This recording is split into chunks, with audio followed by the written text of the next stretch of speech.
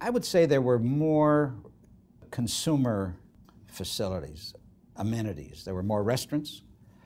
At the corner of 55th and Euclid, there were drugstores, restaurants. We had a big chain in Cleveland called Clark's, which has gone out of business, but we had another restaurant right next to it, which had been there for many years. We had the arena at 33rd and Euclid. There was an arena that had hockey games.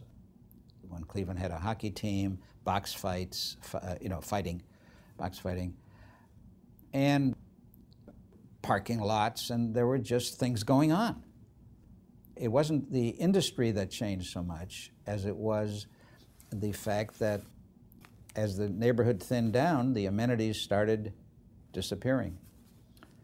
So we never had a lot of people in the streets like main streets in downtown used to have, or that kind of activity.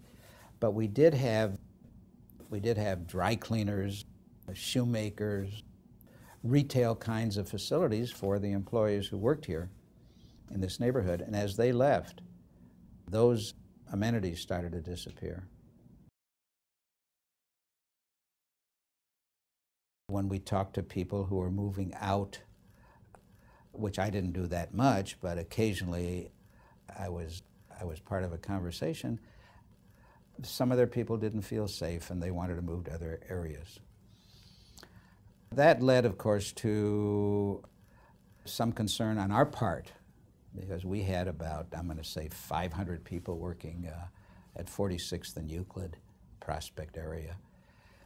And we wanted to be able to recruit people who were desirable employees. And we decided that it wasn't enough to put up a fence around our property. We ought to maybe consider doing something about the neighborhood.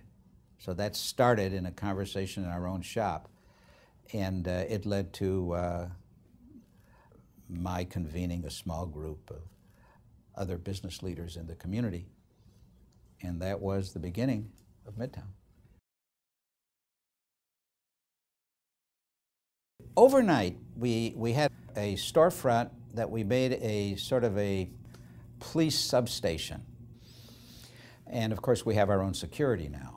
But on Prospect Avenue, around, I'm going to say between 36th and 22nd, when you stopped for a red light, what I'm going to call ladies of the night would come up to your car in broad daylight, and generally they were carrying umbrellas, and they literally banged on your fender, not hard, but noisily, to get your attention. And it was embarrassing almost, you know. And I would say that was gone in, I'm going to say 6 months, 9 months. I mean, there were immediate results for the most obvious problems that we had. MidTown has grown beyond, I think, what any of us imagined. We thought of it as just doing the basics: security, appearance, advocacy, you know, like I just mentioned, being at the other end of a telephone line. So you had a friend who might be able to tell you what to do if you didn't know what to do, or do it with you or for you. So we had, let's say, a simpler agenda. That agenda grew. It grew out of need, and it grew as we became more sophisticated and as we became able to do more things. MidTown has had very good professional and volunteer leadership, and I started it.